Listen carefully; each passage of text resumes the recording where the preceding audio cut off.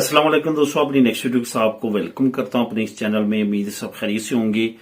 तो काफी अहम अपडेट आप लोगों से शेयर करूंगा इंग्लैंड की, यानी कि यूके की। काफी दोस्तों की तरफ से ये कमेंट आ रहे हैं कि डुअल नेशनलिटी का जो नई अनाउंसमेंट हुई है इंग्लैंड की तरफ से, वो नई अनाउंसमेंट क्या है, क्या वो अफेक्ट करेगी, और काफी लोगों को इसकी सही तौर पे अंडरस्टैंडिंग नहीं हो सकी।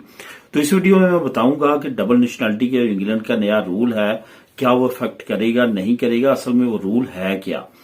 असल में जैसे अब यूके ने और यूरोपीय यूनियन ने कुछ रूल और रेगुलेशन अपने एयरपोर्ट्स पे चेंज किए हैं, जैसे कि कंट्रोल एग्जिट कर दिया है उन्होंने, एग्जिट और इंट्रेंस जो है वो टोटली जो है वो रीडेबल मशीन पे ले गए हैं।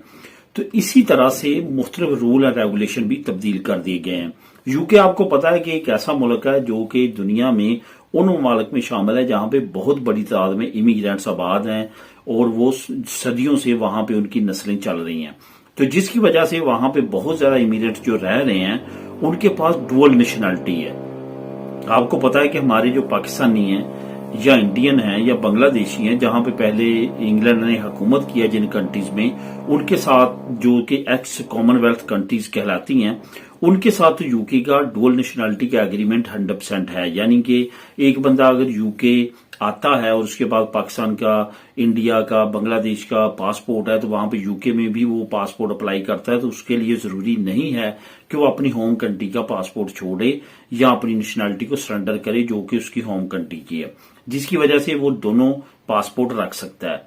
लेकिन अब अगर एक शहरी जो है वो उस कंट्री से है जिसका एग्रीमेंट नहीं है यूके के साथ, तो वो इस तरह नहीं रख सकता। तो इसी तरह से ये जो नया रूल है डुअल नेशनलिटी का, इंग्लैंड ने जो अनाउंस किया है वो किस तरह से इफेक्ट कर रहा है और किन लोगों को कर रहा है, इसकी एग्जांपल मैं दूंगा। अभी रिसेंटली एक शख्स को फ्लाई करने से रोक दिया गया क्योंकि वो अपनी होम कंट्री का पासपोर्ट जो है वो यूज कर रहा था यूके जाने के लिए, और उसके बाद यूके की भी नेशनलिटी थी।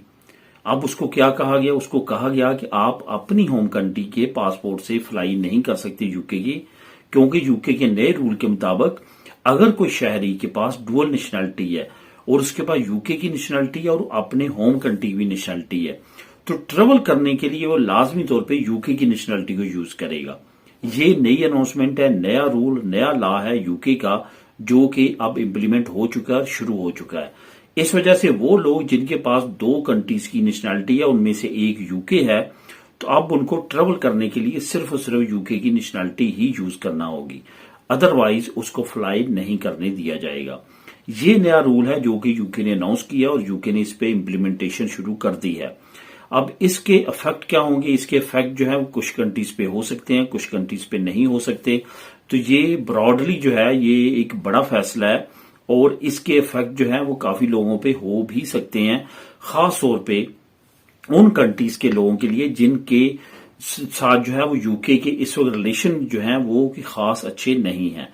अगर वो यूके के शहरियों को ये लाजमी तौर पे कर देते हैं कि वो सिर्फ और सिर्फ यूके के पासपोर्ट को ही यूज करेंगे ट्रेवल के लिए, तो हो सकता है कि उनकी होम कंट्रीज उनको एंट्री ना दें या उस पासपोर्ट पे उनको जो है वहां पे दाखिल ना होने दो। तो इस वजह से भी मसले मसाइल बढ़ सकते हैं उन शहरियों के लिए जिनके पास डुअल नेशनलिटी है और उन कंट्रीज की भी नेशनलिटी है उनके साथ डुअल के तौर पे जिनके साथ रिलेशन अच्छे नहीं है। बहरहाल ये ओवरऑल ये रूल जो है वो पास करके इसको इम्प्लीमेंट कर दिया गया है और शुरू हो चुका है। जिनके पास यूके की नेशनलिटी है अब उनके लिए लाजम होगा कि यूके के पासपोर्ट पे ही ट्रेवल करें, किसी और कंट्री के पासपोर्ट पे वो ट्रेवल नहीं कर सकते। इसकी दोस्तों मजीद डिटेल के लिए आपको नीचे मैं लिंक प्रोवाइड कर दूंगा डिस्क्रिप्शन में, वहां पे क्लिक करके आप इसकी मजीद डिटेल जो है वहां से ले सकते हैं। मिले नेक्स्ट वीडियो में नई अपडेट्स के साथ। अल्लाह हाफिज।